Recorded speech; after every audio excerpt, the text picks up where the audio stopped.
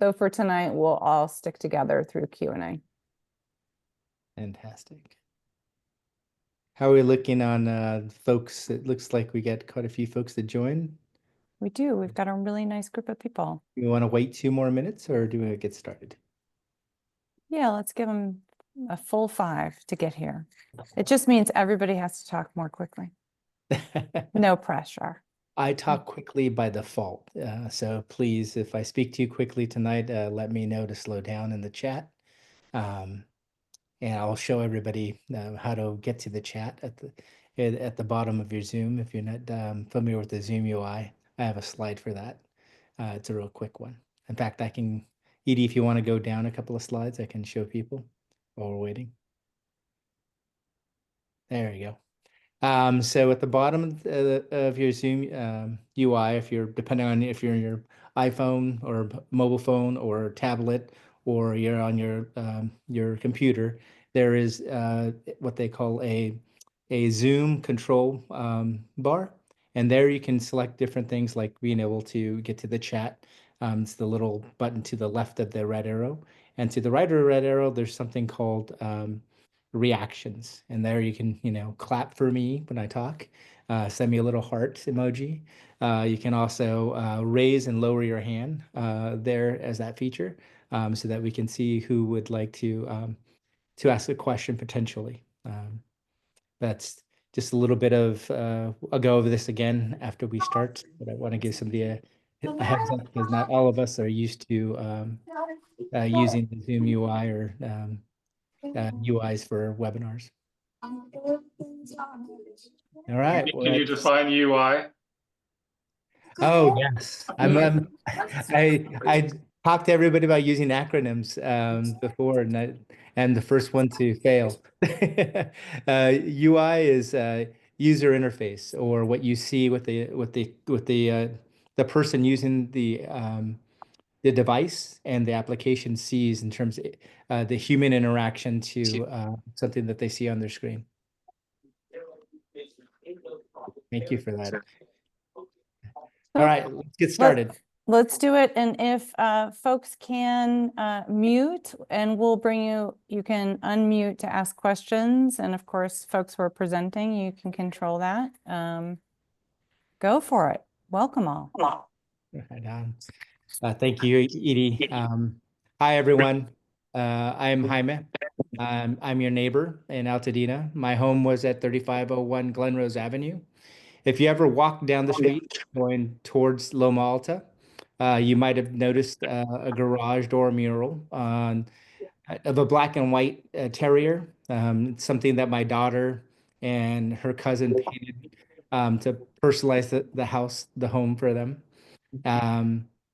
It was something lovely, something I love to come home and see every day, and I miss it. Like many of you, I lost my home in the Eaton Canyon fire. Since then, I've been navigating the tough process of cleaning up and rebuilding. Along the way, I realized how valuable it is to share what I've learned, and hope we can all support one another through this journey. And so with that, I want to introduce this series of webinars that we're going to be conducting. This is the first one, titled Rebuild Safer, Healthier, and Fire Resilient Homes. Later in the presentation and the interaction, we'll talk about how we can work with each other. And we very much, all the builders and designers here very much want this to be something that we own together and that the community helps guide in terms of where we go and what information and how we can better serve you. Edie, next slide, please. All right. This is a slide, well, I think you went one too many. I want to go over the disclaimer really quick, Edie. Tonight's session is about sharing knowledge and supporting our community. The information provided is general guidance only and not legal, financial, or professional advice. Everyone's situation is different, so please consult a qualified expert before making any of your personal private decisions. We appreciate those who are here to help, and we want to protect both our community and our speakers. Use this information presented tonight at your own discretion and let's work together to rebuild a stronger Altadena. Next slide, please. This event is a quick way to meet experts and to learn about building safer, healthier, and more energy efficient homes. Today's topics will be building with purpose, a speed panel, and then a Q&A. And that's really the meat of the webinar tonight, is really to hear questions from the audience. We already talked a little bit to Anna about her wanting to build a rammed earth house. So this meeting is with that intent. We're here to help. If we use big words or confusing terms, as I did earlier, and somebody asked if I could define UI because I used an acronym, please raise your hand and ask. If you have specific questions about designing or building, write them down in the chat or on paper. We'll have a full hour or so to answer as many questions as we can today, and know that this is the beginning, not the end. We're planning on a series of, and have the support of this design builder community to do that, to have further talks with you all. The next one will be on Sunday for those who couldn't make it today, or have additional questions as we go through this long journey in relationship together. Now let's go over how to raise your hand and use chat. So here you have the look and feel for the Zoom UI. At the bottom, there's a control menu bar, and there, where that red arrow is pointing, is where you can select either to do a reaction. So if you wanted to clap for me, you can choose a little emoji to clap for me. If you wanted to raise your hand, there's a little thing for you to raise your hand and to lower your hand after you ask your question and had it answered. And then there's also the ability to, on your far right, you'll see a chat. And the way you can get to the chat is you can tap on the chat little icon there. That's to the left of the red arrow button. Next slide, please. All right, now I'm going to hand it over to Edie and to Susan to talk about building with intention. Edie and Susan, over to you. Thank you, Jaime, and thank you for bringing the community together to have this conversation and to connect people directly. Really, we named this living room sessions because this is what we want. We want it to be friends and professionals and neighbors sharing information in a comfortable and hopefully safe space. I'm very pleased to be joined by one of our clients. I am one of the principals at B.Public Prefab, and we've had the great honor to work with many communities in the rebuilding process. So we've worked in the Santa Cruz CZU complex fire rebuilding with homeowners, and we worked in the Marshall fire in Colorado. And Susan is one of those clients that worked with B.Public to design and build a new healthy green home.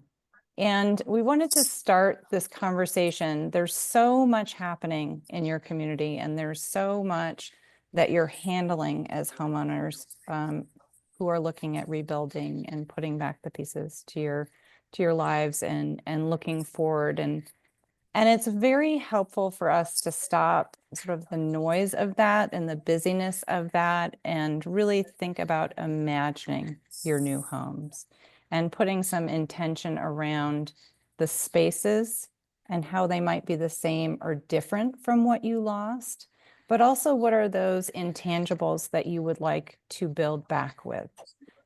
So Susan, I'd love to invite you to come off mute and talk about sort of the intentionality of rebuilding and how you started your process. Thank you, Edie, for inviting me to join this group. My heart goes out to all of you. I have been in your position. It was 3 years ago in December, the end of December of 2021, that we lost our home and all our belongings in the Marshall fire in Colorado.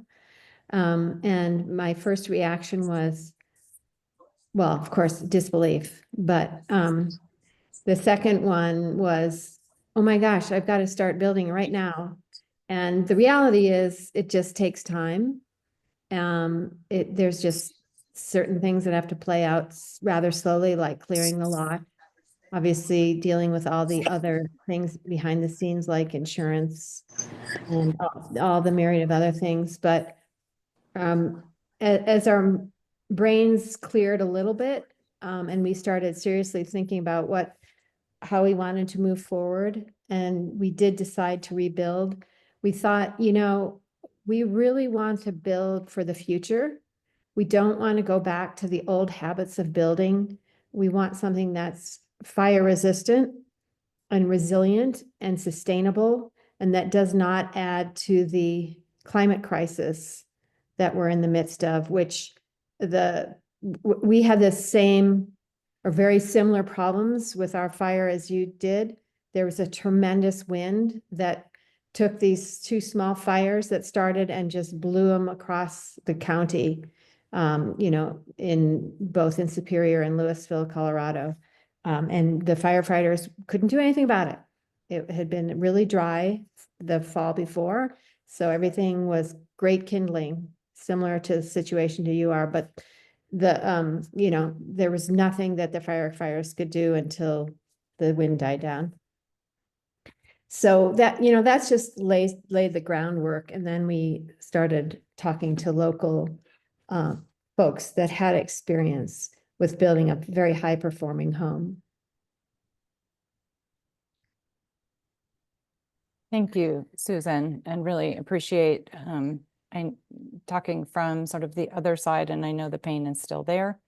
And talking to other fire survivors who have gone through rebuilding. It's traumatic for everyone, and I really appreciate you sharing your intention around that. We're going to move through a lot of information quickly. We're going to go through building a team, how to hire designers, architects, builders who might be on a team. And then we're going to talk a little bit about what do we mean by a sustainable or high performance or a green building.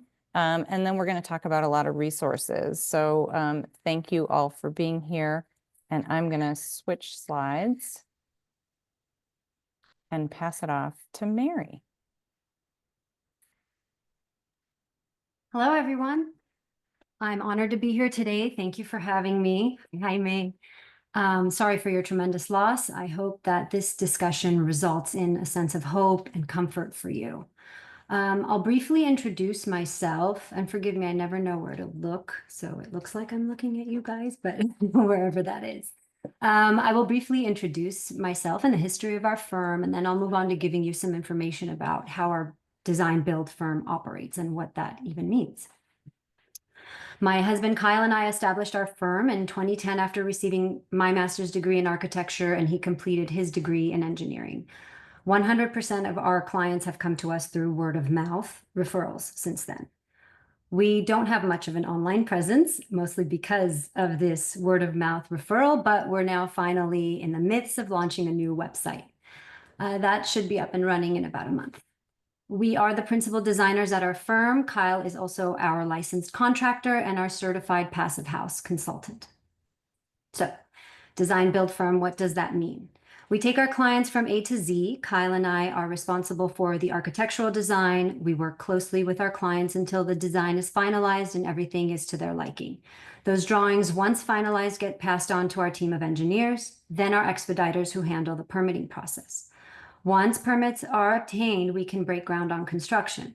While Kyle is managing the construction, I work closely with our clients on interior design. That's your finishes. Colors, plumbing fixtures, cabinetry, countertops, lighting fixtures, doors, all the things you see. I also work on exterior design, hardscape areas, landscape areas, pool design. So really, it's kind of like an a la carte service. If a client doesn't want us handling all those things, we don't have to, but most of the time they like it because they're only speaking to either Kyle or I. We're handling the communication and the behind the scenes management with all these other trades that come into place when you're embarking on such a project. The benefits of this is having the designer and builder as a direct team, it results in a smoother, more seamless process. Communication, management, attending the change orders, timelines, all of this becomes more streamlined, less stressful for our clients, and ultimately results in a successful outcome. Without a doubt, we become family. As another member on this discussion, Mike mentioned the other day, we get married for a couple of years. Kyle and I love this level of involvement. Each project becomes our baby. The best part is getting those phone calls from our clients once they've moved in.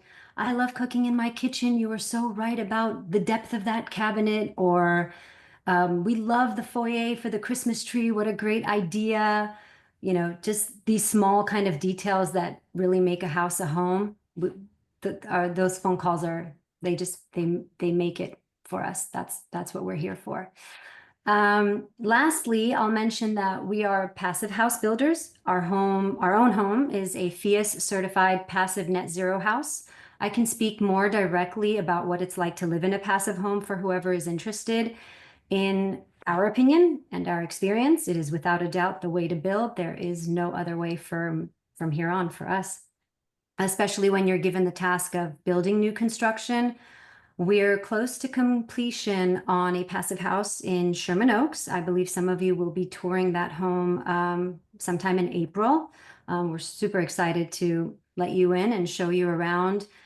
You know, you can't really see passive. Everything is behind the walls and the ceilings, under the floors, but you feel passive. You feel it from day one. And we're here to tell you all about it for whoever is interested.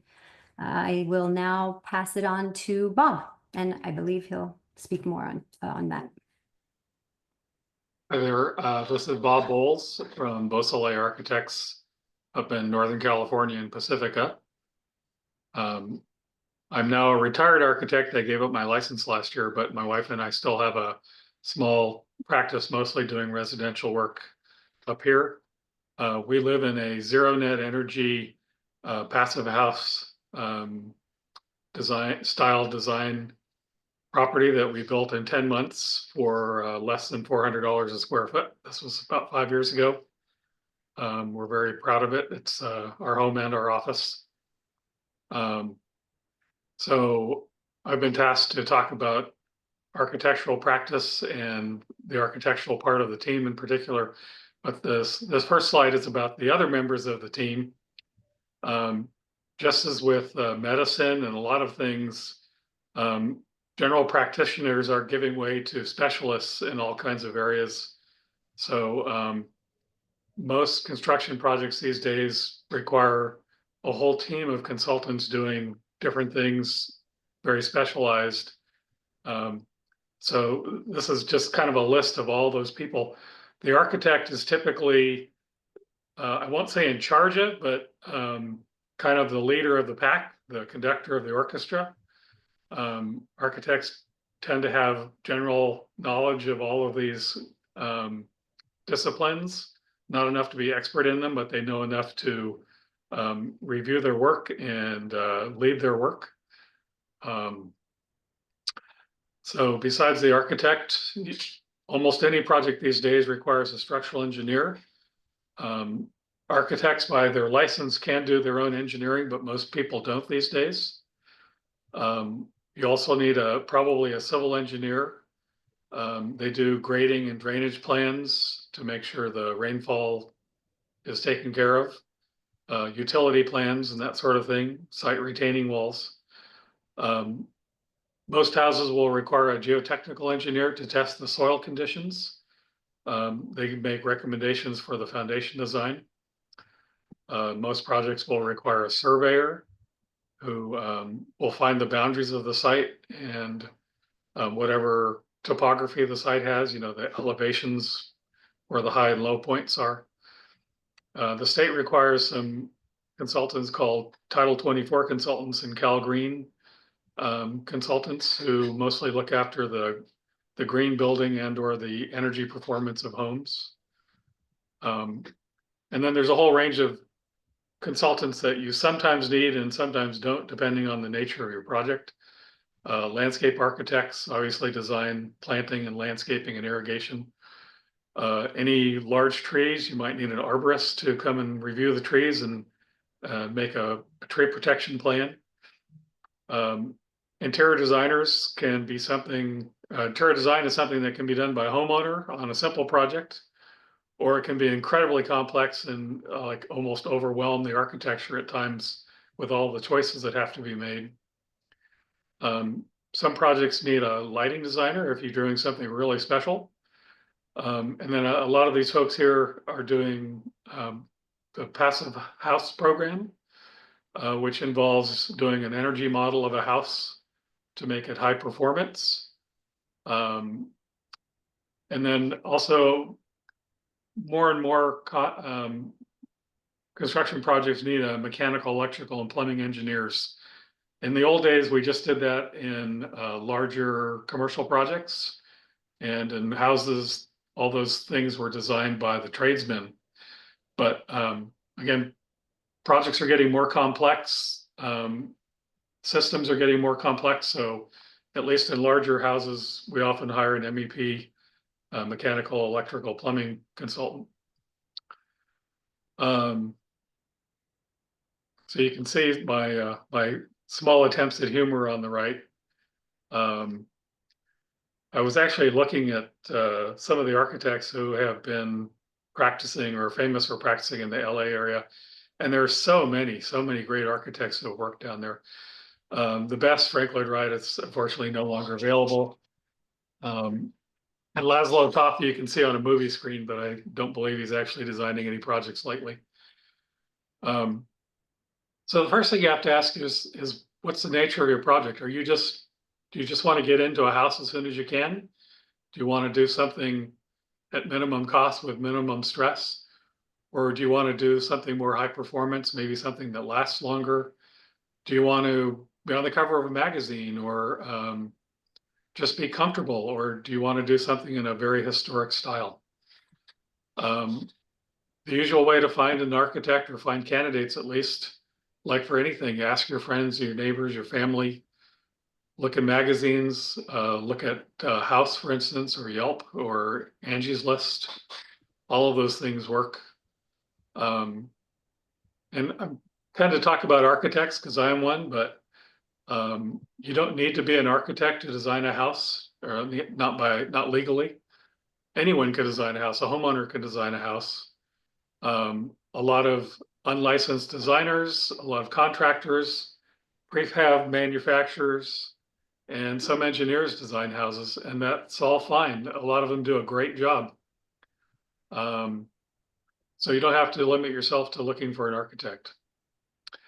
I would definitely interview anyone that you think is a good candidate and spend a good amount of time with them. Look at their portfolio, what sort of projects they've done, obviously.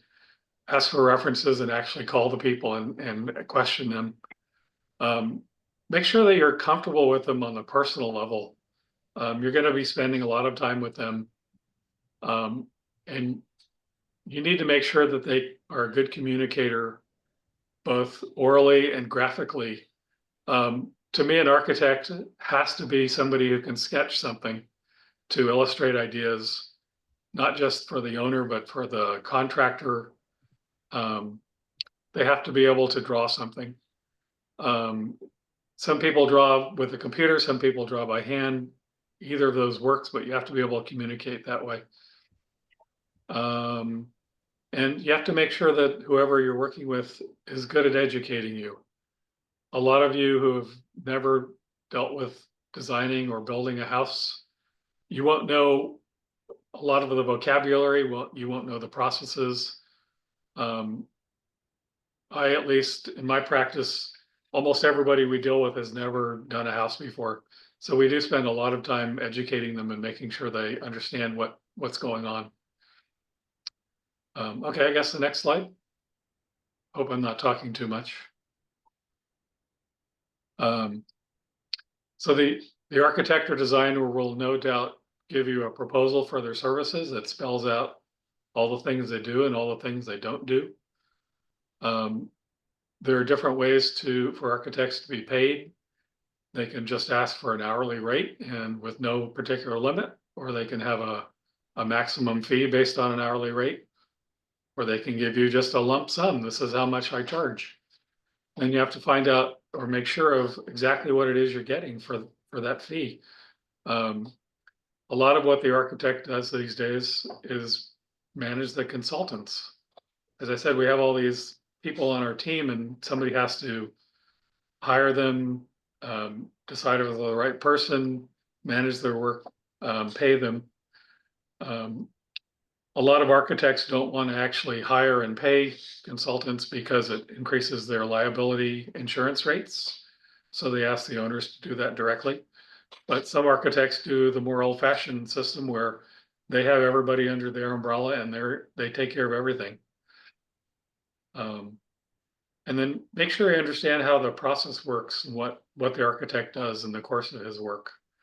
The one thing I want to emphasize, because not everybody realizes this, is before you draw a line, you have to work with the owner and establish what they want. It's called establishing a program. It has nothing to do with the computer program. It's usually a written list of their needs, their desires, their budgets, what kind of rooms they want, what kind of aesthetics they like. All those sort of things put down on paper so that the project is defined before you actually start drawing.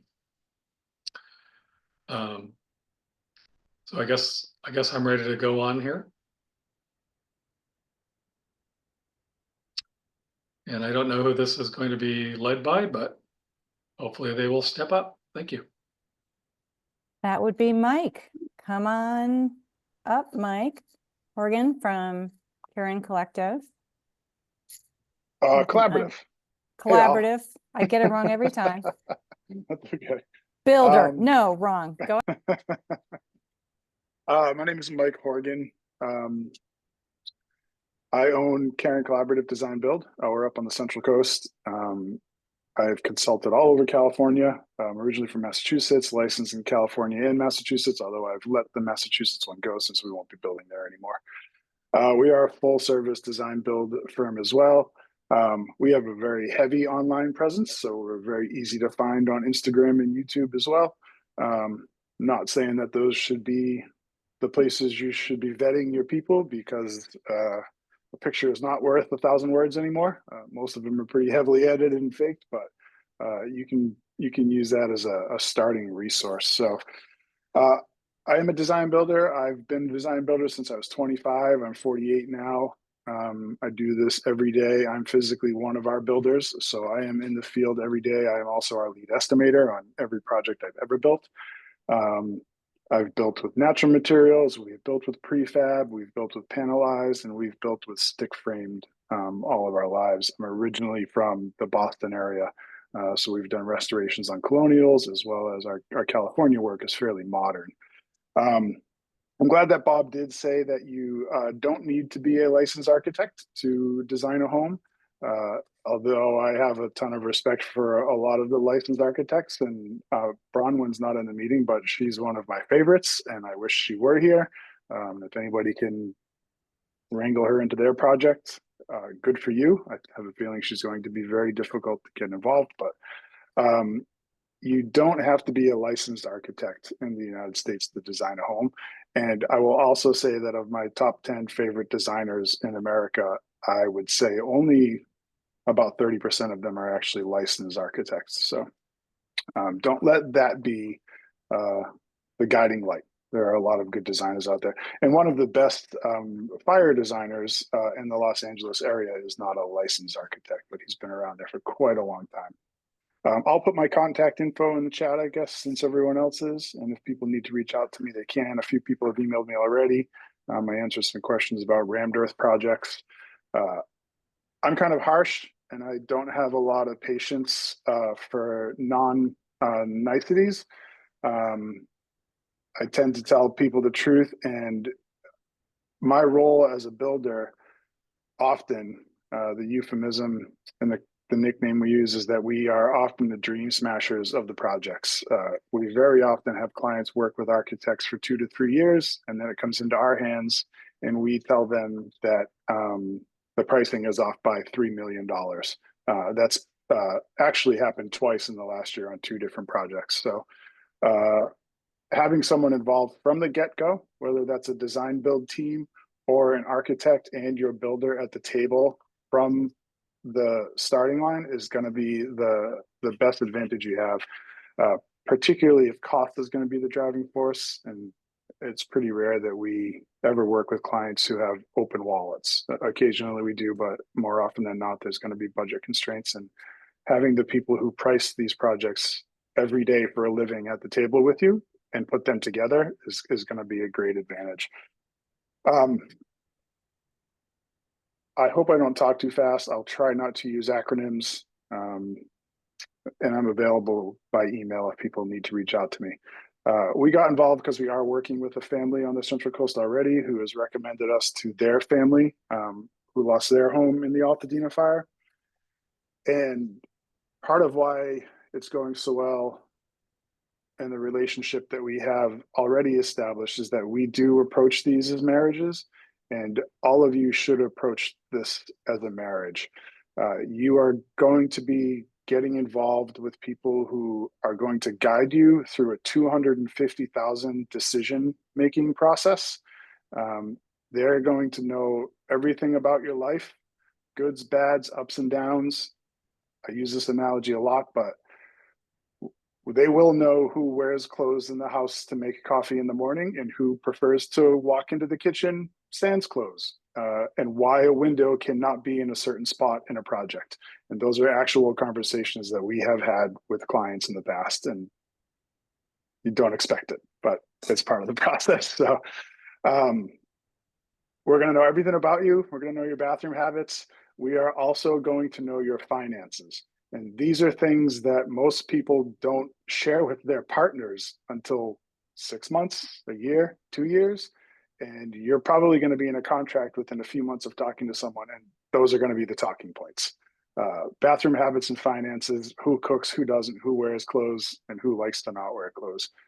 For resources in terms of finding people, PHI, which is Passive House International, is a resource. PHIUS, PHIUS, Passive House US is a resource. They will guide you towards passive house builders. We are passive house builders. We do a lot of remodeling work as well. Passive house doesn't fit every situation, although, like others have said, there is no reason it shouldn't in California. One of the questions that was posed is that people have heard that passive house has much thicker walls and it's a larger construction process. It's not. In California, you can almost reach passive house levels with baseline code, but better practices. You don't have to change the thickness of your walls. You do have to have intelligent and thoughtful people involved from the beginning, though. That's crucial. There's a line in here that says, make sure your builder has a permanent business location. I don't know if I agree with that. We actually got rid of our office last year. Our entire team preferred to be remote, and considering that an office space is generally a space where you're going to go and look at a larger computer than the one that's in front of you and talk about your design process. I'm not sure I agree with having a permanent office location, but communication between the people is going to be crucial.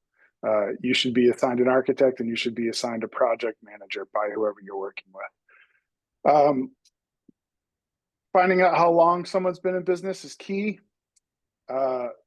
Ask to talk to past clients. Ask to talk to current clients. This is a long vetting process. And I said this in the last session that we had as well, that most of the people that are involved in this webinar right now are going to be pretty high level individuals. The altruism level is going to be very high. The empathy level is going to be very high. I operate in this room often, but I also daily operate in the trenches with the people who are going to be laying the conduit that's going to be running your underground line. That level of caring and empathy and altruism does not translate along those lines.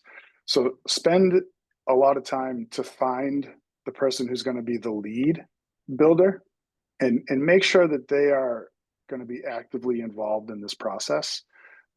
Someone who's 100% subcontracted is not going to be actively involved in your daily process, and the level of empathy and altruism is not going to be involved in that process. So proof of insurance, workers' comp, of course, have a lawyer. If you don't have a lawyer, get one. Any contracts that you're given, you should have proofread by a lawyer.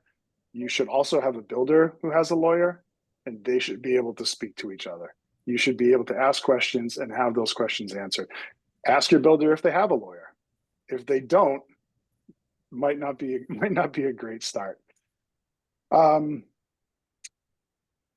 There's a few different contract forms. There is a home improvement contract that's standard for California. There's also a new construction contract for builders that's standard for California. Your builder should be able to provide that or have a copy of that given to you. They probably won't give you numbers in that contract, but they can give you an example contract. There are also AIA contracts if you are working with licensed architects, and they'll be using those contracts. Sure, you should look out for low bids. As I play the role of Dream Smasher, I'm often reminding people that you are going to be attempting to rebuild in what is the fourth largest economy in the world and one of the most expensive counties to live in and operate a business. Your bids should not be low. They should be expensive. The people you're going to be involved with are going to be warrantying the product for 10 years. You're going to want them to be around for that 10 years. If they can't afford to live in this area and be around for 10 years, your home is not going to be warranted for 10 years. It might be legally, but no one's picking up the phone if there's a problem. So make sure you have someone who has a tendency to give you honest estimates and not low estimates. And how do you know that? Get multiple, talk to multiple people, ask to talk to past clients, and ask about the budget. The budget should be a key factor in moving your project forward. I think that's about it for now. I mean, I could talk for 20 years about how we found clients and how clients have found us, and I think we're just getting a few minutes here. So I'll put my info in the chat. I am open to email.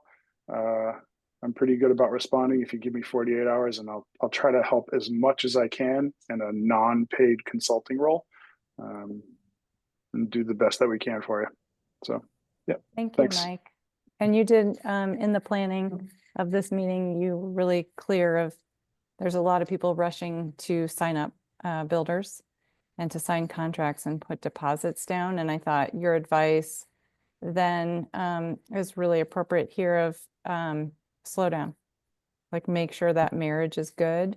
Make sure you're This is a checking long people out. process. Yeah. Yeah. So one more second. Like Edie's saying, as you would take your time getting into a marriage, take your time getting into this, because building a house, it can be a beautiful experience. And like Mary was saying, their clients, they're friends, and we're still friends. You know, we bat about 95%. I think we've had 1 and 2 in 23 years that we are not still close with.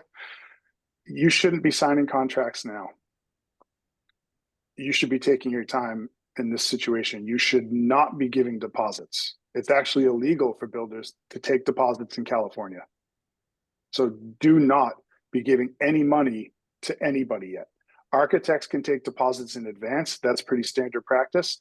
Builders, it is illegal for us to take a deposit in advance. So do not be giving any money or signing a contract right now. No one knows when you're going to even be able to start. So you shouldn't be signing a contract. Really excellent advice. Thank you, Mike. And thank you for all the offers to respond to people. And I think, unfortunately, we know if you've had a good experience with a builder and you've lost your home and they've recently remodeled or they've done something for you, that is the best direct. You've got the marriage established.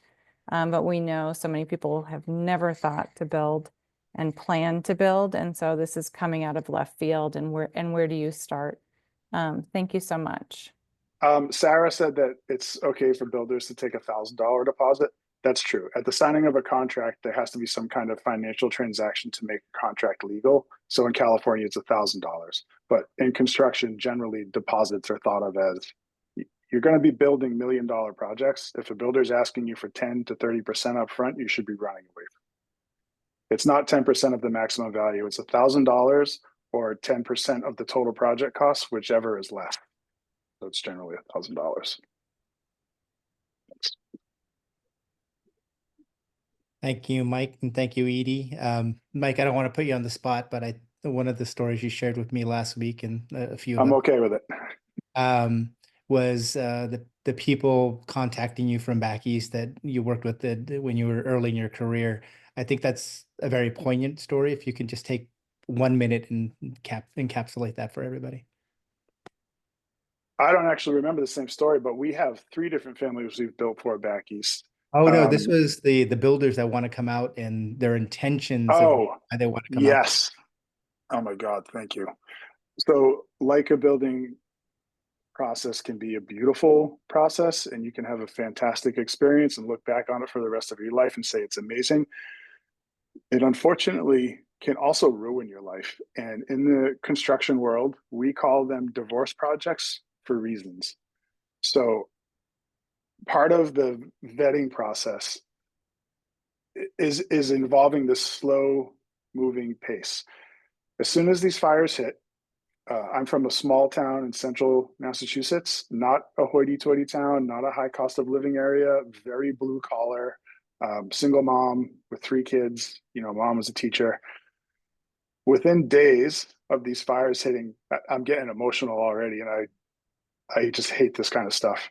I received probably a dozen texts and Facebook messages from people I haven't spoken to in 30 years, more than 30 years. You know, these blue collar guys when I was in high school who are quite literally writing verbatim, how fast can I get on this gravy train out there? What do I need to know about getting a permit in California? How do I get licensed in California? And that made me actually want to get more involved in this. I'm working with Ali Pearl and the Pearl family, so I have a little bit of heart involved in this already. But I saw that and I thought, holy crap, the Hawks are actually going to circle on this.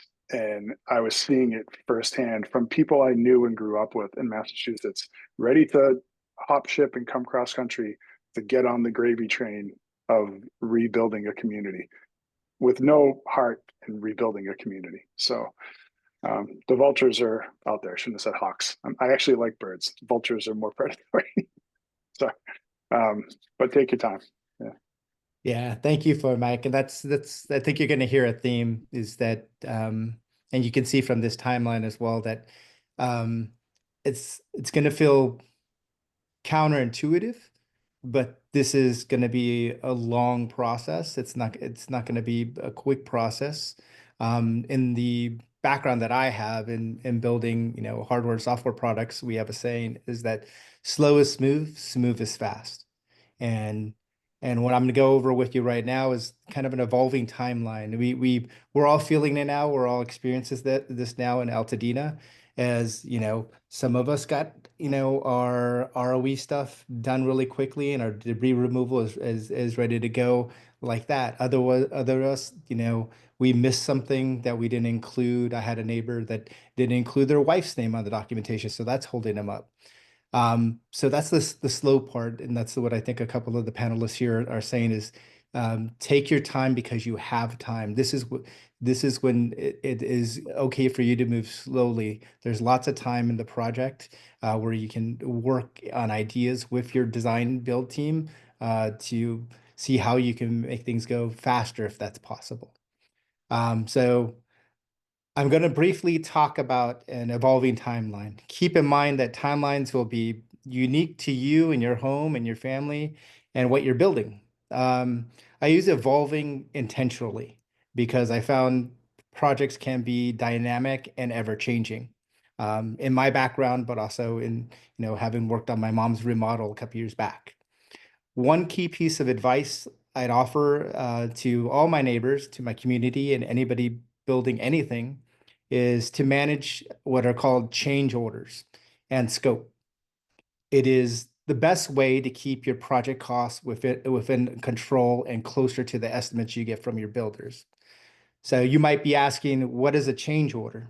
Well, a change order would be, you know, when and Mike or Mary or somebody else may be able to speak to this more professionally, would be when your builder comes to you and says, hey, this didn't work out, so we have to do it this way. You okay with this? It's going to cost you this much more money.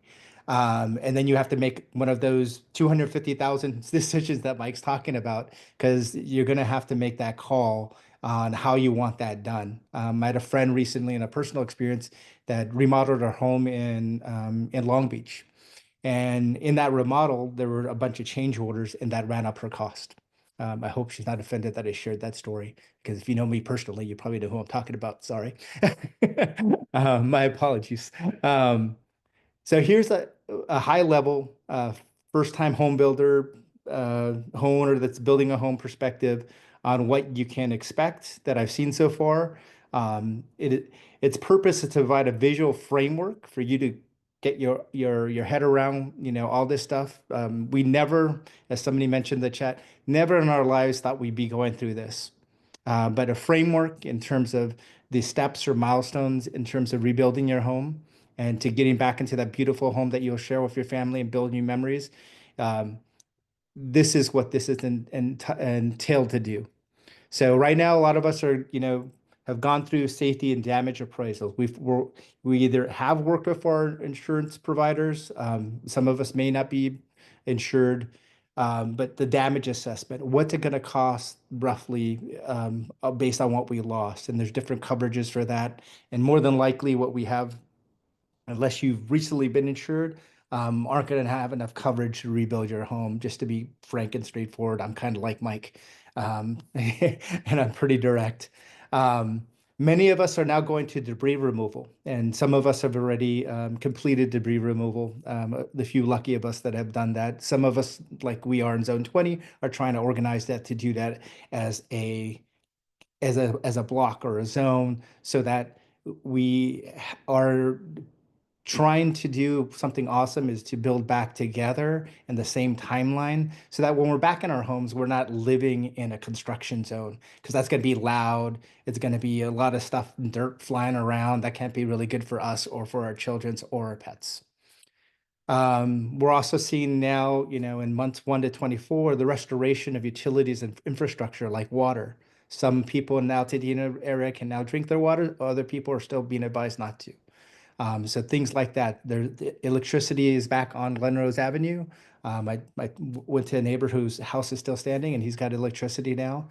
But we're also trying to advocate for underground power lines, and that's going to be some more additional construction that will, if you are built back fast, then that's stuff that you're going to have to encounter on a daily basis. And I think the builders can talk to you. I don't think anybody wants to live in a construction zone. I know I don't. Bob went over this greatly, designing, permitting, and planning. That's the next 3 to 18 months after, you get the debris removal before you even break ground. You probably, best estimate, beginning of next year is when you'd probably be able to break ground. Years 1 through 3 is that's when you're working really closely with your new, I guess they have work wives or work husbands. What would Mike be? A home husband, but we already have one, or home wife. You already have one of those. So you're rebuilding for that. It's a long-term relationship. It's not short. It's 1 to 3 to 4 to 5 years. So make sure that this is someone you enjoy being around, that you can, as Bob said, you can communicate effectively with, and concretely with, that they're there to answer your calls. They're there to support you and work with you over this long-term relationship. Then you get to the final milestones, the final inspections. If you're building a passive home, and we'll go over it in a little bit what a passive home is, something like a blow door test. And we can describe what that is for you, but that's basically to see how airtight your home is. And if it's airtight, guess what? Those little ants that we all see in Altadena in our area coming and crawling into our homes, that helps keep those little buggers out. And then you move in about 4 years, and that's great. Then you start furnishing your home. You're working on designing your home. You're doing landscaping, and all of that. Oh, yes. Yeah, Elsie, I like I said, I like to be very direct and and Mike and Mary, you all worked on, and Edie worked on Mobile. Please tell me if I'm off base, but this is basically what I'm building as a framework in my mind and setting my expectations to. I don't think you're off base. I think it's a safe thing to say. All right. And with that, I want to turn it over to Isaac. There are some questions specific about building a passive home. So Isaac will be able to tell you how you can go back to build strong, healthy, and comfortable homes. What that means for if you have allergies. What that means if from a lower cost of ownership. What that means in terms of keeping bugs and other critters out of your home. So Isaac's going to help speak to some of those things, and then in the QA answer questions such as, we've all mentioned this passive house term, but we can the panelists here can all speak to that in the Q&A. Thank you. Thank you, Jaime. As you said, my name is Isaac Elnicave. I work at FIAS, which is Passive House Institute US. We're a little bit of a different animal here than the other panelists, in that we are the organization that develops the FIAS standard and certifies the home. The idea behind this certification really is to make sure that the home that you're getting, is the one that's been designed. So far, over the last few years, I think about the last 8 to 10 years, we have certified about 500 buildings. About half of them have been single family and have been all across the country: California, the Pacific Northwest, Mike's old stomping grounds in Massachusetts, and in the Midwest as well. So let me start. The next slide, please. So I want to explain what FIAS really and what Passive House is in that sense. It's a set of design principles to create ultra energy efficient buildings. And we can apply these principles. These are general principles that we can apply to all buildings, but it originally started with single family homes. So that's where kind of the genesis of the project is. And as was mentioned earlier, the principles are meant to be holistic. They're meant to be a systems-based design. In other words, there are different facets that I'm going to mention, but the intent is for them to work together, so you get kind of a sense. All the systems are working towards making your house more energy efficient, more healthy, and more comfortable. So let me go to the next slide.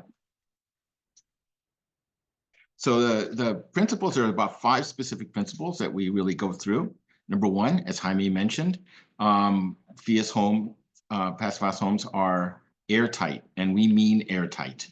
Part of if you always think about it, right, when you have homes that are older homes that are drafty homes and like, what we've done is we've designed this principle, and we make sure the designs function so that the air that comes in and the air that comes out is controlled. And that way you can control what's coming in and out and have more sense of basically more control over your house.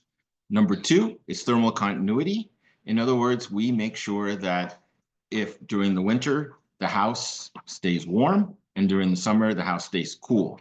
The general principles here is that during cold weather, your nice warm house will the heat tends to go outside. We want to keep it inside. And the reason and how we do this is by making sure that there's insulation all around the house, almost like a blanket, or certainly metaphorically like a blanket, so that it stays that way. Number 3, we talk about quality window and high performing windows and doors, to make sure, because often if you think about it, it's the windows that are if you almost say, the least energy efficient portion of your house. So you want to make sure that the windows are high performing and installed properly. Then we have indoor air quality. We want to make sure that the air that you're breathing, and we do this by having what's called balanced ventilation, by having adequate and balanced ventilation, that the area that you're coming in you get significant and sufficient air that's filtered, so that you're breathing clean air. And once the air becomes, it's been in the house, it gets exhausted out, and it's a process that happens continuously, so that your house is always, the air inside your house is always comfortable. And then finally, resilient construction. All of these things ensure that, again, particularly during extreme temperatures and extreme weather, during the winter time, a house stays warm for significantly longer than typical. And in the summer, specifically in the summer, the house stays cool during heat waves. So in those times when there can be power outages and the like, your house will stay comfortable for much, much longer. And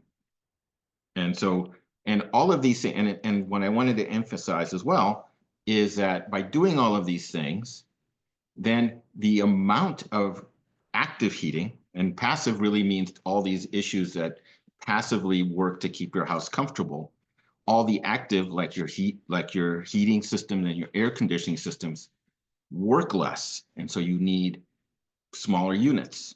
And we work to get very high efficient units so that it's smaller and they work less. The benefits, homes use 40% less energy. That directly translates to lower cost of ownership. I mentioned the resilience. The house in the wintertime stays warmer, stays nice and warm longer. In the summertime, stays cooler longer. One of the things that we have found, particularly because we have strong windows, is noise reduction. You can control the amount of noise that comes in and out of your house, that you feel in your house. There's healthier interiors because we are very clear about making sure that it meets the EPA Indoor Air Plus standard. And as was mentioned, because it's air sealed, because it's very well sealed across the whole way throughout the entire envelope, from the foundation all the way to the roof and back again, you have very good, strong bug and pest control, which I remember very much as from my days from when I lived in the West San Fernando Valley. Next slide. One of the things I wanted to mention, and this is important within the state of California, the utilities do have incentives, and there's two kind of key incentives that I want to highlight. Number one, as part of the California Energy Smart Homes program. So this is not a federal program. This is a state program. If you build an all-electric home, you would get about a $2,500 incentive. And if you have a FIAS or a PHI certification, a passive house certification, I want to be very clear. You can do a FIAS or a PHI certification. You would get an additional $1,000. There is, the state itself has an interest in helping you rebuild to something to the level of a passive house certification. I do want to mention that there is legislation in Sacramento right now that would make it so that if you were certified to either FIAS or PHI, you wouldn't have to go through the whole code process. The certification itself would be code. I'm going to leave it at, finally, I wanted to talk about fire resilience. While it's not, as was mentioned, it's not specifically meant to do that. It does have a lot of the principles that help with during these really terrible moments, particularly the air sealing, which prevents embers and ash from entering the house. There are fire-resistant materials on the exterior, and using good proper design, such as wildland urban interface guidelines, and simplified forms, you have a much better, your odds of doing well or coming through are greatly increased. So I wanted to keep it short so that allow for questions. I'm happy to go into any more detail as people have questions, I kept it very high level. Thank you so much, Isaac. Really super helpful. And I know it's a lot of technical information to sort of condense down into these bites. And there's some good questions that we'll get to after Sarah. I'd love to throw it to Sarah Wolf. Thanks. You Thanks. are on. Hi everyone. I'm Sarah. I'm an Altadena resident. I lived on Granger Avenue in Northwest Altadena, and we lost our home. But I am sort of in the unique position of working for the U.S. Green Building Council, California. I'm in the Los Angeles office. And tonight I wanted just to share a few resources with you. I know it is overwhelming. And I just want to emphasize that we are a nonprofit organization.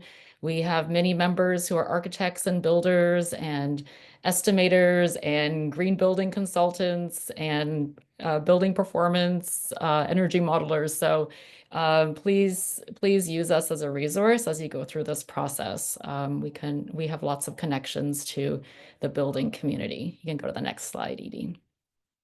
So we have a page on our website, which is just for wildfire defense and rebuilding. You can use that QR code. I'll put the links in the chat after this presentation.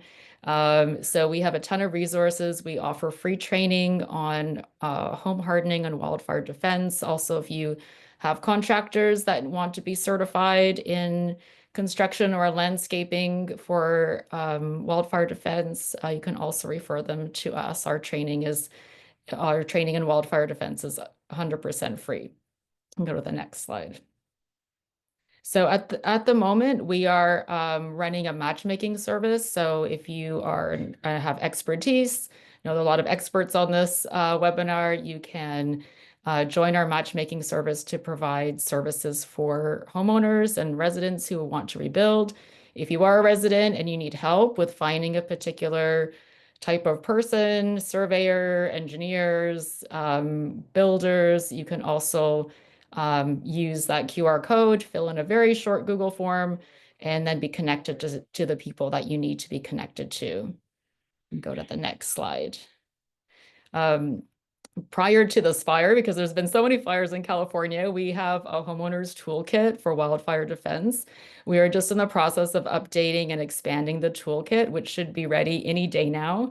It's a PDF document, but it has a lot of great information in there about how to harden your home and make it ready for the next fire, which sadly there will be another one. So we need to be ready with our homes and our properties. So you can go to the next slide. We're also working with ARUP on a sustainable rebuilding guide. And the principles of this guide are really to provide residents with different options around rebuilding. One is around cost and price. So what people can afford or what insurance payouts are will often determine what we can rebuild. Maybe SBA loans. I know we applied, hopefully many of you applied as well, to sort of bridge that gap between insurance and actual costs of rebuilding. We also are going to be providing sustainability options. So if you're interested in more of a green home or like passive house approach, there'll be options in the guide on that. And we're also going to be talking about safety. So what's the safest way to rebuild for wildfire defense? And it will be a combination of those factors that you'll need to make those choices about as you go through your rebuild. So that guide is coming out at the end of March. We're going to have a webinar about it, I believe, on April the 9th, and then an event in Pasadena on April the 12th, and helping to connect with some more resources and contractors and people in the design world who can provide further advice and guidance. You can go to the next slide. So I just wanted to share some of the elements of that guide with you. And this is not all of them, but I know there's been a lot of discussion among my neighbors on like, well, what do we need to do to rebuild? And some people are busy choosing their floor tiles, and other people are talking about setbacks. So I just wanted to share a few sort of a few principles. And like I said, this isn't a comprehensive list, but just to kind of get you started. One of the really important parts of wildfire defense is having defensible space. And that's that 0 to 5 foot area around your home and around your structures. And that should actually contain no vegetation, no mulch, probably be concrete, rocks. So really creating that space. If you remember the picture of the passive house and someone said, hey, that's in the Palisades, you'll notice that there was quite a lot of concrete and rocks in the front yard. So we want to really make sure those embers don't have anything to ignite near the house. We also need to increase the setbacks. I know in my neighborhood, I had maybe 2 or 3 feet between me and my neighbor's fence. We need at least 15 feet between the structures. So as you think about your lot, mine's quite narrow, but very deep. We're not going to build on the same footprint. We're going to have bigger setbacks, so we have more space between our neighbors and our house and ADUs, etc. I had a Jane's cottage. I had a lot of attic vents. I'm sure did not help in the fire. Probably that's how the embers got in. So do we need an attic? Can we have unvented attics? Or what kind of ember resistant venting can we put on our attic vents? So something sort of to keep in mind on the material side. There's also been a lot of discussion in my neighborhood about sort of decks and fencing. And we had, I think the worst is probably a lot of us had this like the double wooden fence where embers can get caught inside. Having visited the neighborhood several times, I can tell you there are no wooden fences left. They are just nothing. They burn totally to the ground. Any fencing that has remained is made of concrete, stone, or brick or pavers. Nothing wood. So something to keep in mind going forward. Same with decking. Decking can be metal. There shouldn't be spaces between the slats. If you do end up doing wood, try to keep reduce those spaces or have no space in your deck slats. Lots of conversations about roofing and roofing materials. Roofing materials should be Class A. There are a few options there to choose from. It doesn't have to be a metal roof.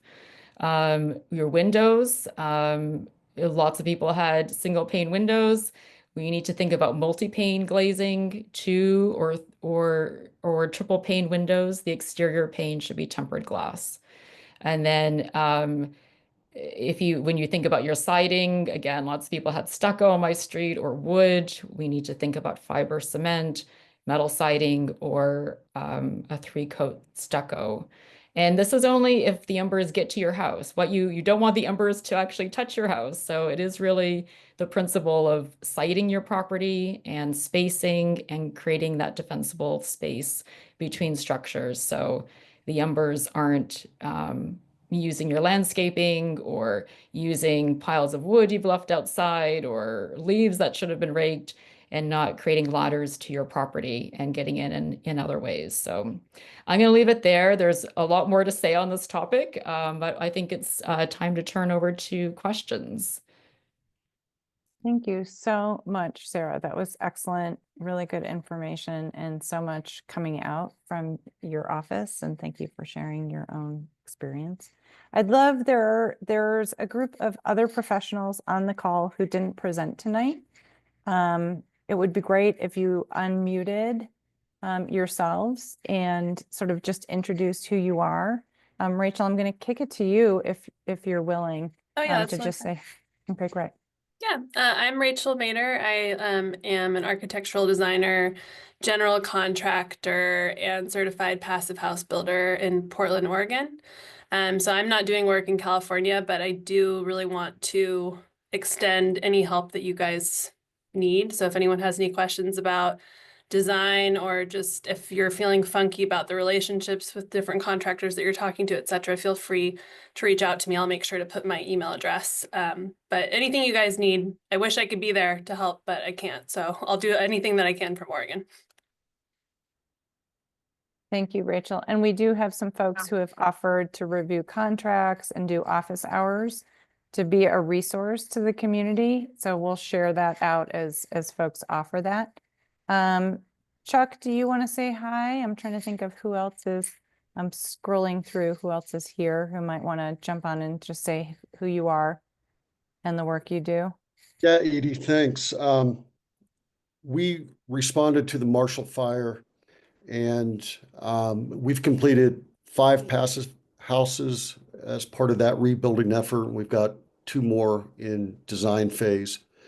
So we've really become kind of skilled at these rebuilds and building them with fire resiliency and all of those details that were talked about tonight. On Edie's website, there's some links that to some like the CBS piece that ran a few weeks ago that features one of our houses that just got completed. So I would encourage to utilize her website as a resource as well to maybe dive into some of those details. Thanks, Chuck. Really appreciate it. Anybody else on the professional side before we jump to Q&A? Hi, I'm Lauren Shadid. Hi, Edie, and hi, Chuck. I'm an architect, certified passive house designer. I'm licensed in California and Colorado. I have a past client who lost their home in the Palisades fire and some other friends who've lost homes there. So anyway, I'm happy to also answer questions. I'll put my email if people have questions about passive house design and fire resiliency. Happy to help. Great to have you here. Thank you. I think all of you in LA know this, but really everyone's looking for ways to help in the ways that they can from a distance. So it's really nice that professionals are reaching out to us. What are you doing? How can we help? And building out these resources and helping, I think, gauge some of these relationships and choices. Having folks that you can contact is great.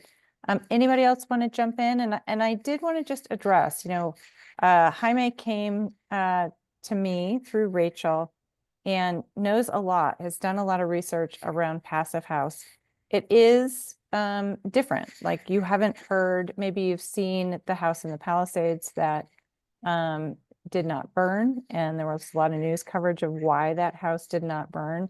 And it really is that one, there were a lot of principles from passive house that were used in construction. It was Class A siding and roofing, but it was also, the house was designed a little bit more like a log rather than kindling in starting that camping fire.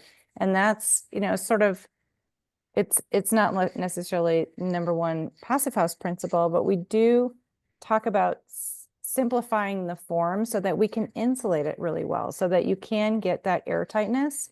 And then when you combine those things like, windows that are triple pane and are tempered with an airtight assembly, you're not attracting those embers. There isn't oxygen, being brought in and out of the assembly. And so together, those principles really help be fire resilient.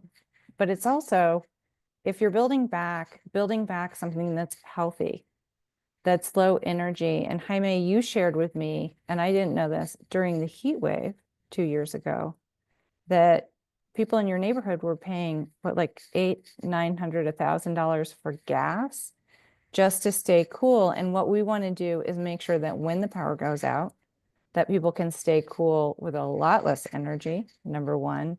And number two, that, if there are fires burning and, they will continue to burn. But if you're safe in your home and in your neighborhood, that's fresh air being brought through your house. It is filtered, that you're controlling that air. I mean, I think one thing we didn't talk about a whole lot today is being able to survive these incidents. And the people who are losing their homes are going to have to rebuild or go down to the studs and do a major renovation because of the smoke damage, because of all the ash that came through vents or through cracks.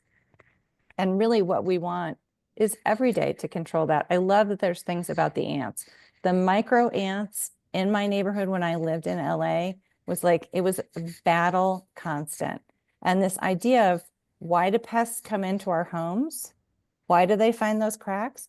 It's literally because they can smell the food in our homes. They're attracted. And so when you have a sort of a perfect airtight home, it's not attracting. It's not attracting the fire. It's not attracting, but you're also controlling the smoke and dust because you're bringing in fresh air and filtering it and bringing it into your home. So this idea of being safe during fire season is also a really important part of rebuilding for healthy. I love the low energy, but I also know that I want to be able to stay home through the fire season and feel safe inside.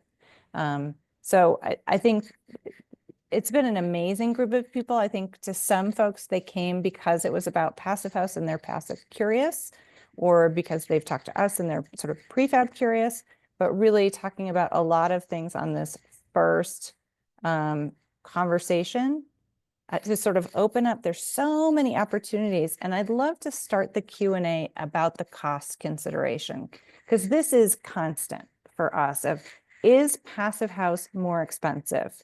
And I'd love for some of the builders, I mean, I think Mary, you can speak to it as design build and having built a Passive House and you live in a Passive House. There can be price increases, and we don't want to be like whitewashing anything here, that there can be cost increases, but they're upfront costs. That in the long term, what you're going to save in energy is, you know, a constant rebate of not having to give money to, you know, utilities, but also it really is just craftsmanship and building with the same materials better. And so it goes back to the builder. And who knows how to do that? So Mary, will you talk about cost? And I'm happy to talk about it again, or, you know, it's a big one, and I think a great starter to Q&A. Sure. And also, you know, we built a FIAS certified Passive House, and we have built a Passive House that is not certified. So I can speak about the costs of both. Certainly certifying the project will cost you a little bit more. I do believe in certification. It's, again, just having someone looking over their eyes, their ears, and, you know, just saying, yep, you did it all right. And we are very happy that we certified our own home, because here we are, you know, living in it and attesting to the design. It works. Everything works. We don't have ants. We have a huge ant problem in this neighborhood, actually, and all the neighbors were asking, well, what's it like? What's it like? No ants in your house? There are no ants in our house. There are no mosquitoes. That makes me very, very happy. We haven't turned the heater on all winter. My husband and children suffer from major allergies. I could say there's been a 90% improvement in that. Even if they, you know, are out and about and they have an allergic reaction once they come home, that HRV is running, they feel better a lot faster. Whereas the attacks used to take a good 3 days to settle down. It doesn't even, it's like more like a few hours, half a day, maybe. So those are real life, everyday benefits. Sorry, I know you asked me about cost. I totally went off. No, and I love it because it's like an infomercial, and I do, like, it sounds crazy. Like the benefits you're talking about, it sounds like, forgive me, but BS, but it really is true. And it's simply building better and very simple systems to make it more comfortable. So do you want to talk about cost and what you're seeing? Again, so that certify or don't certify definitely makes a difference. It's just a little bit more. And what is that little bit more? It's so hard to say. It really depends on the project itself, right? The certified one we built is a 3-story house. It does have a basement. So that project obviously costs more simply because of that. The next one that we did was single story. So inherently the costs are less there. It's hard to put a number on it. I would say definitely no more than 5 to 7% max. It's really not, so 5 to 7% of your overall building cost.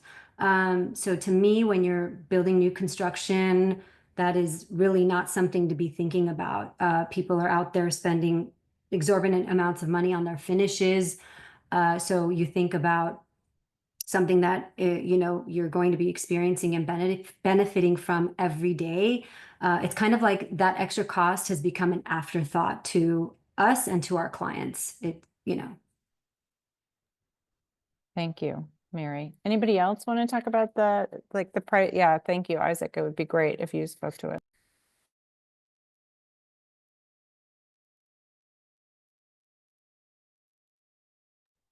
Let me try that again. I think the key aspect, at least from the way we think about it, and passive house is generally like this, is that again, and again, Sarah mentioned this earlier, we take a systems design approach. So, you know, many people think about it as, okay, you have your cost for this, for the, you know, cost for framing, the cost for HVA, your heating and cooling equipment, the cost for lighting, et cetera, and you just kind of add those together. But when you take a systems approach, you find that as a whole, the sum becomes less than the original. And a good way to think about it is, if you're building, and if you build passively, I guess that's a word, and you put in strong insulation and you have good air sealing, and you use balanced ventilation, which means that while the system is running all the time, it's running at a much lower level than you normally would have it because it's just constant. And though when you do all of those things, what you then find is that the amount, the heating that you have to use is significantly less, and the cooling that you have to use is significantly less. And then we work with you to have very high efficiency equipment.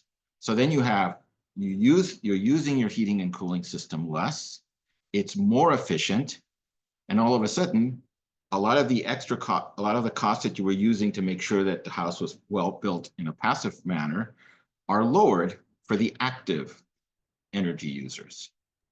And that's why you can say that the cost really isn't significantly higher, because they do kind of balance out. And then the second part of this is, as time goes on, you will find that every month your electricity bills and your heating bill and your electricity bills, because generally we're going to be building all electric, are going to be significantly lower than what you're used to. And I want to make a point, because we make this, it's an important point for us. FIAS designs and build, there's a lot of FIAS and home multifamilies that are based on affordable housing. Because one of the points that we make is that it helps your overall budget as you're coming in. You find that you have a little bit more left after each month. Again, think of FIAS or think of Passive House as a holistic design in which every system works together to really both give you the energy efficiency, the energy savings, the health, and overall lower cost. Thank you, Isaac. And I was going to jump in. We sometimes talk to people. I know that all of these homes currently require solar. Eloise and I spoke earlier today about this, that we often talk about our homes of don't put the solar array on your house until you've lived there and you see that it's worth it. Because of course that's a cost that, you know, isn't in addition to building your house, that if you're really building a super efficient home, you know, putting a big solar array is not a great investment because you've already invested in really good windows and a really good building envelope. You are required. I don't know if that will change or be waived if you were to say certify. But I think in terms of sizing the system to a smaller need, or like Eloise and I were talking about earlier, if you already have an electric car, great, that's your battery. Like you're sinking all that energy from your solar panels right into a battery. That's like the coolest thing ever. So not having to like, you know, size it to run a traditional home for like the highest cooling day, you're sizing it like as small as you could possibly so that you're not spending a lot of money. Sure, Mary, go ahead. And then Jaime, I was going to let you. Yeah, just to quickly add to that, as you did ask about cost, and now we're talking about savings and how really one negates the other. We charge our cars, we heat our pool, we only have 16 solar panels on a 3,900 square foot home. We are net zero, no electric bills. So that's what you get. That is awesome. Good for you. I mean, what a great example. Oh, I forgot to take myself off mute. I think, Edie, this next question might be for you. I'm back. Sorry about that. Whole daylight savings thing threw me off. So next question is for you, Edie. In the team that Robert was describing, are the people necessary for that he was describing necessary for things like prefabricated homes? They thought prefab would reduce the number of analysis designers need, since some of this work is already done by builders like yourself who do some of the prefab work. Yeah, that's a super nice softball. Thanks, Jaime. Yes and no. I mean, what we do, so B.Public Prefab, we panelize sort of that perfect passive house envelope. And the good news for Los Angeles is you get to use our thinnest, most affordable walls to achieve high performance or passive house. So it's an easy climate to achieve this. That's great. That also, and so like think Legos to build, and there's actually a whole pod sitting behind me in the office, but like Legos, instead of doing, you know, your site framing, sheathing, insulation, house wrap, all of that comes in panels. So that's one version of prefab that's specific to what we do. So yes, we're changing how you might work. We have architects and designers on staff, and we have pre-designed plans that we offer. We also work with architects who have a portfolio of pre-designed plans that you can select and customize and still build with us. But it's still, you're still submitting a full architectural plan set. So in a lot of ways, it's a very specific form of architecture practice designed for passive house, designed not necessarily to certify, but to like go past code and get really healthy, comfortable, and then to build very quickly. So we're not like a big box modular that has all the electrical and all the plumbing and everything in it that just like cranes into place.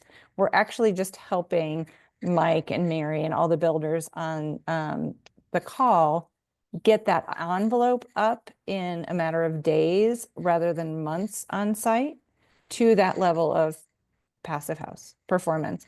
But you still need a project engineer on it. If you want to certify, we give all the data to your energy modeler to run those reports and prep you for certification.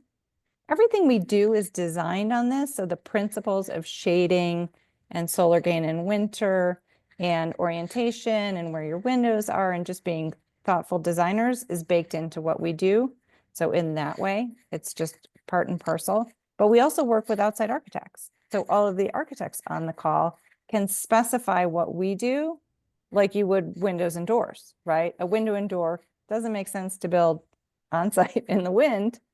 And there are lots of different versions of performance and finishes to what a window would be. It's very much the same. But I wanted to, and I put this in the chat, that like even with, there's some great modular companies that can deliver in California and I think do passive house or come very close to it. You still need a local architect to do your site plan, to do that foundation detail, to actually stamp the plan set that goes to the city or the county. So even if you're working with a modular company who's already designed this, and they might have architects on staff, you may still need to have a local architect or engineer prep the site work. Does that help at all, Jaime?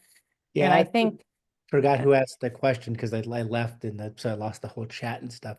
So if you asked that question, if you're still here, let us know if that helped answer your question. yeah, That was And- me. That was Caroline. And thank you. I appreciate it. Yes, it did.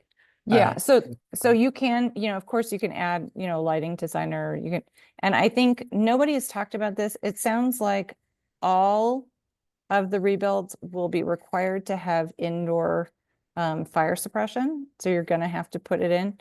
And I think, you know, that may be a consultant that gets added. We can design it, but in terms of like pressurizing it and all of that, it may need to be a consultant. And I'm happy to talk after. Mike, you had your hand raised and you get to talk next. I did, yeah, sorry, I put it back down, but couple of quick things.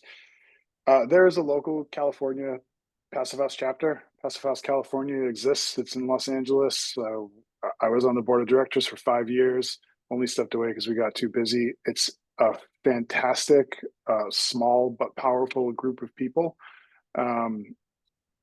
With members, you know, up in LA, up in Carmel. Again, Bronwyn's a force, even though she's not been on the board for a while.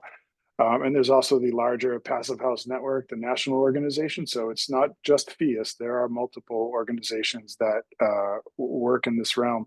And the Passive House California chapter is pretty powerful. And the website is, there's a plethora of information on that website as to architects and builders. You can see Passive House projects that have been built in your area and find out who built them and who designed them. I get asked a lot about the cost issue for projects. Largely, my number one job is to cost projects and estimate projects. Putting them together is actually the easy part after you've been doing it for a few decades. But design and costing is hard. And what we often tell our clients, and I worry about in this group here, is that a lot of people are going to get into contracts early to get design started. And you're going to have a box of any shape, triangle. And then you're going to spend time designing it a year, 2 years with someone whose focus is not on building a passive house or a low energy or a zero energy home. And then you're going to take it to your troops of builders and say, okay, I want you to make this. And they're going to say, yeah, we can do that, but it's going to cost 30% more because you didn't design for this to be a zero energy home or a passive house. The cost savings happen on the design side. So if you're working with your designers or your architects, that's where you should be setting budgets and working through budgets. If you begin to attempt to work through budgets on the construction side, you are on the losing end and you are going to go over budget. It's going to happen every time. Every project that I have ever built that was not designed to be a zero energy home or a passive house, and that was brought to us and we were asked to do the thing that we do and make it what we do, it will be more expensive. But if you have a designer, architect designer on board from the beginning, and you set that as your goal, it should not be more expensive. A few years ago, sure. Some of us were still trying to figure it out. We built our first one in 2008. It's no longer an issue of figuring it out, though. The learning curve has been learned. So you maybe could go over by 1% or 2%, but in actuality, Passive House gets touted as a smart, intellectual, math and science-based process, which it is.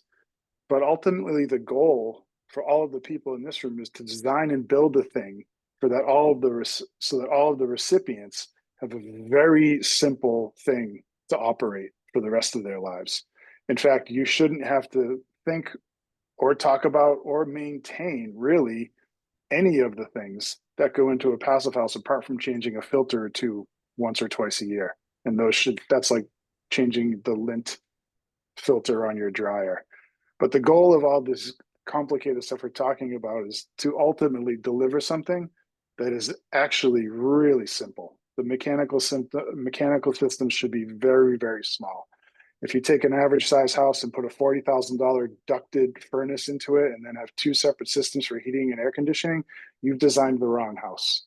Anybody in this room can design you a 3,000 square foot house that might require a 3/4 ton heating and air conditioning unit, and that's it. And in that case, you're talking about a $10,000 heating and air conditioning system.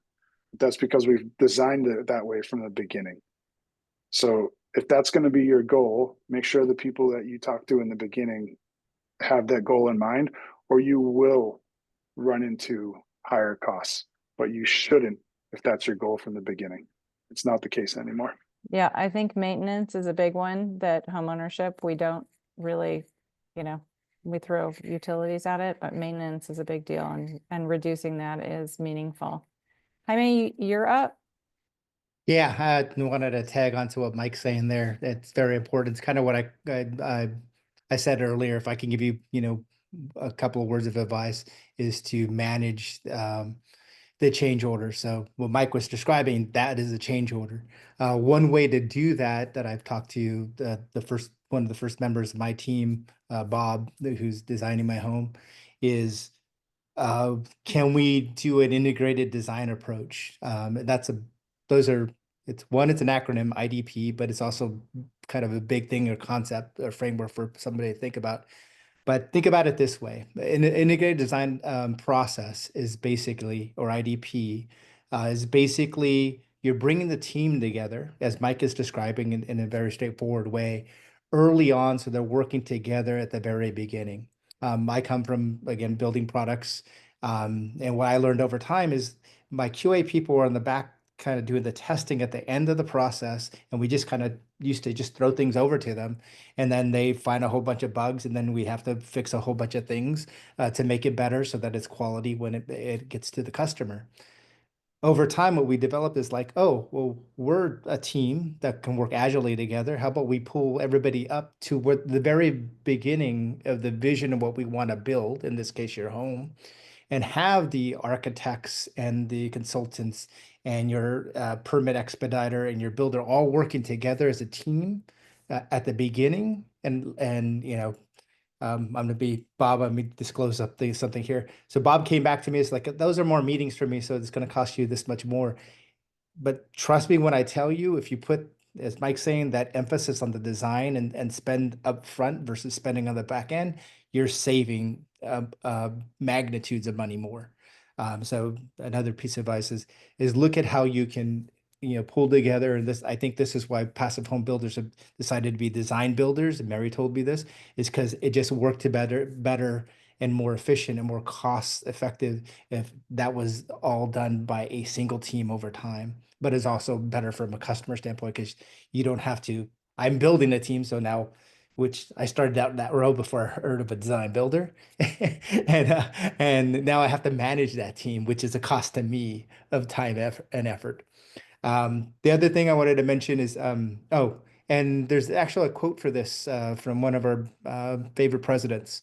So to what Mike is saying, President Abraham Lincoln said, "Give me 6 hours to chop down a tree, and I will spend the first 4 hours sharpening the axes."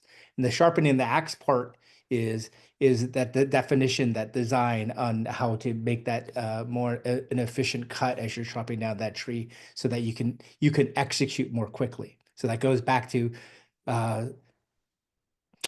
slow is smooth, smooth is fast. So it goes back to those basic principles. So you could invest up front so that the rest of it, and you can control those change orders and decrease your costs as the development process goes on. One more thing is Edie mentioned thermal gain. We're going to mention a bunch of things like that in these costs. People are probably scratching their head and saying, what's thermal gain? The best way I can describe it, and keep me honest, all you design builder folks. So what I was talking to Bob about designing my home is like, where do I put the common living space where we spend most of our times during the day, so that I don't have to run a heater and I can, have basically the sun in winter warm my home. Oh, he's like, oh, well, you're going to want to have that south facing, and you're going to want the bedrooms to be over here on this other side so that they stay dark and you can sleep better. So that's what an architect and a designer can bring to you and help you make those, of the 250,000 decisions, really guide you in making that decision. So thermal gain is basically energy coming from the outside through something like your window and able to heat your home without you having to turn on a heating system. You're probably also going to hear things like I missed Sarah's portion, but she may have talked about WUI, wildlife urban interface. So there is a chance, since this happened to our community, that we may be asked to do things like have indoor fire suppression, like sprinklers in our home, and that has to do with WUI, wildlife urban interface. And so it's not a new term, but there's all these acronyms that you're unfortunately probably going to get too familiar with, and that I am now too familiar with in terms of understanding what that means. Because the reason we love Altadena, the reason I love Altadena, is I always described my home as a home in the hills, even though even in the news they were falsely saying that we were a mountain community. We're not, but we get that feeling from living in the foothills. So with that, I have the next question, or probably I'm going to parse into two questions, Edie and team, because it came as one question, but I think there's two here. Any suggestions on how to get bids from, multiple bids from builders? And then to tag on to that, it's like, how do you get multiple bids from builders that aren't familiar with working with prefab construction? Really good, great question. And I put a little bit of information in the chat, and I'd love for other folks to respond to this. I do think we're saying like slow and steady, find the right builders to talk to. And we know that these builders are getting inundated with calls. And at the same time, you want to get multiple bids to get a sense of cost while you're interviewing these builders and how you're deciding on your approach. So what I put into the chat, and I'll repeat, is that like for us, we'll give a cost for the envelope, and we could potentially give you a cost for, a manufacturer. We like the windows and doors. So you're at least going to these builders with, here's the floor plan, here's the design, here's the basis of the envelope, fully insulated, and the window price. Can you give me a price for what your finish is and for doing the slab and doing all these other pieces? So trying to help bolster the information so they're not guessing, and so that you're basing, and I would say this around, if you just want to ask for passive house, what have you built in passive house in the area or something that's past 21 code? And what was the cost? What is it today? Because there's also considerations of prices are changing. It's not necessarily going to be what it was 5 years ago. So being persistent and asking for costs, but I think giving them real information. I think like all of you, people are at a different stage of processing information. And I think for builders who are getting a lot of calls, a lot of emails, is to, like, I actually know, I'm really close to knowing the shape, the size, and what I want to build. Can you now give me a cost for it? Because if you just call and say, what's a square foot cost? We're not giving enough information to help the builder identify if you're a good candidate as well. And I think that's part of it, is you do want somebody who calls you back, who has somebody working in the office who's running quotes and can respond to you even though they're out in the field and they're busy. But they're interviewing you as well. So if you have a really clear idea where you are in that process, that timeline that Jaime showed, and you've got, a schematic at least, or like a sketch of your design that they can look at, then you're starting like a genuine conversation about cost, timeline, what the intent is for the project. And I'm going to kick it to Sarah because she's been very patient with her hand up. Very, very good at using the emoji.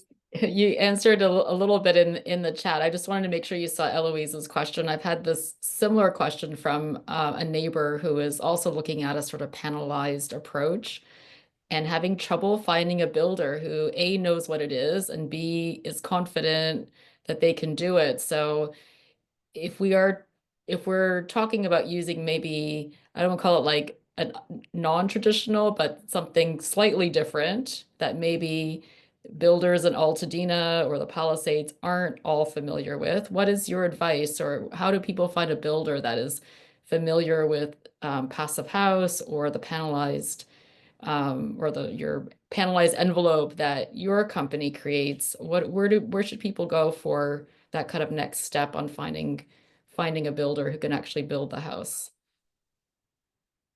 I think it's a great question, and I think it's going to be the lead question for the next 3 years of finding qualified builders who have time, availability, and crews in place. I think ask us. We certainly aren't the only, prefab panelizer in the U.S. or in North America. I think asking for builders. We do a training program, so there are people who have gone through training with us, and that's our list of at least installers or framing crews who are ready to install a prefab. I think Mike brought up some really good resources. FIAS has lists, phn.org has lists. I'm assuming, local home builders associations have active lists of licensed contractors. I also think going to the state website, I constantly am going to our state website and checking people's license numbers. All of those licensed contractors should be listed on the state registry. And I think continually asking who are other people working with. And I think Jaime is really great about this of like, what can we do together? Maybe not everybody's at the same pace, but like maybe we can pull, a mid-sized company into our neighborhood and have separate contracts, but like work together. And I think USGBC has lists as well. Unfortunately, I do think it's a little bit of detective work, but then it's the personal. Weirdly, I do things like who's following that builder? That's a great builder. Gosh, they just posted a gorgeous house that I'm really interested in. I'm going to see like who they're following, who else is in their area, like who are they associated with? That may be a really nice way to get connected and sort of, find people, whether it's, on, a Google search or on like Instagram or something else. But I think you can ask us. We're developing that list, but I would ask everybody else. I mean, I know Mike's got friends. I know Mary's got friends. And these are good people to ask to do it too. Jonah, you got your hand up. Jonah Stanford was also B.Public. I don't see you, but your hand is up.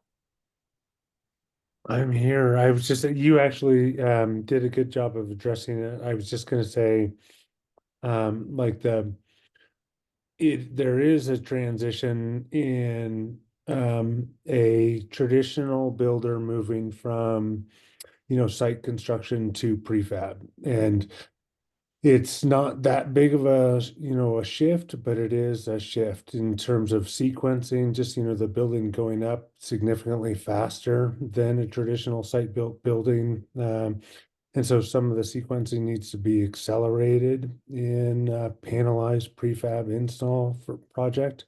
And Edie did a good job of mentioning that, like, we really have seen, like, from a B.Public perspective, we've really seen that it's all about the builders. And so we do have that installer training, which is 2 days, that really does allow any builders that haven't had passive house experience or prefab experience develop a lot of hands-on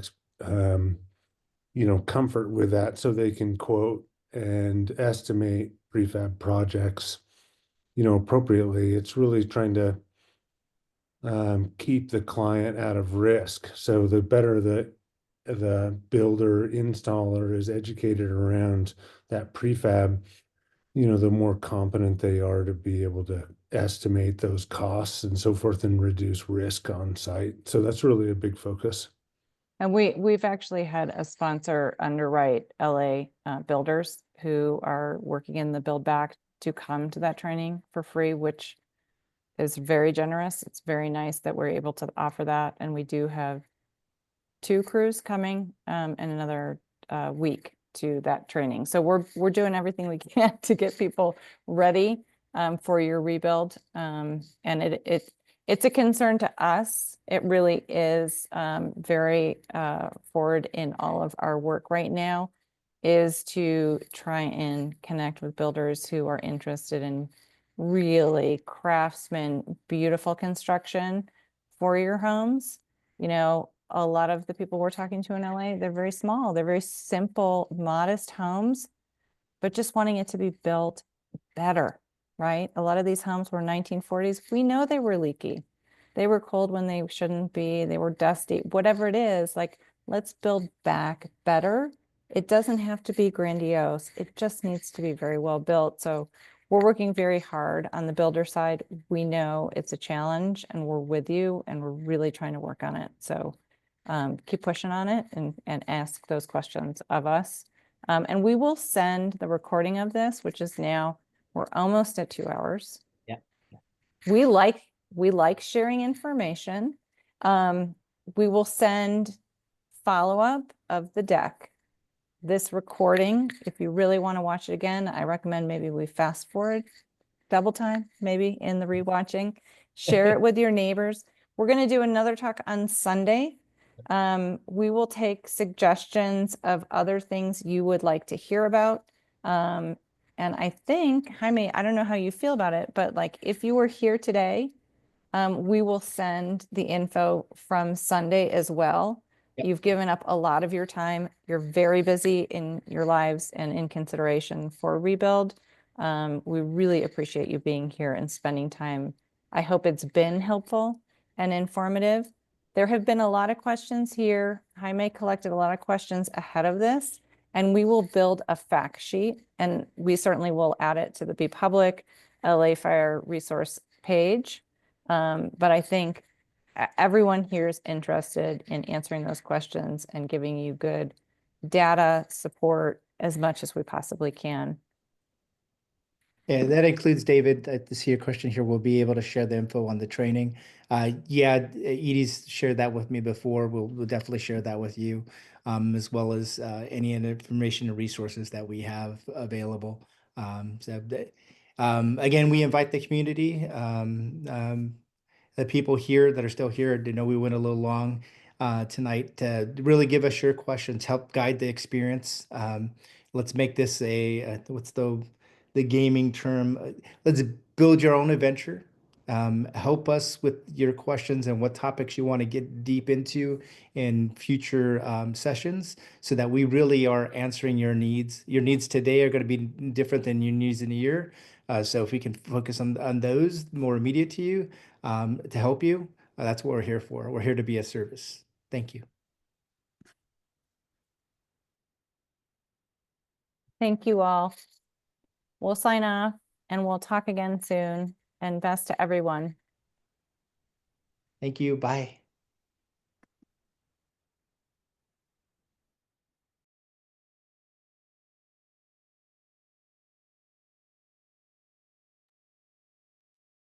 Thank you, Mary. Great to be working with you.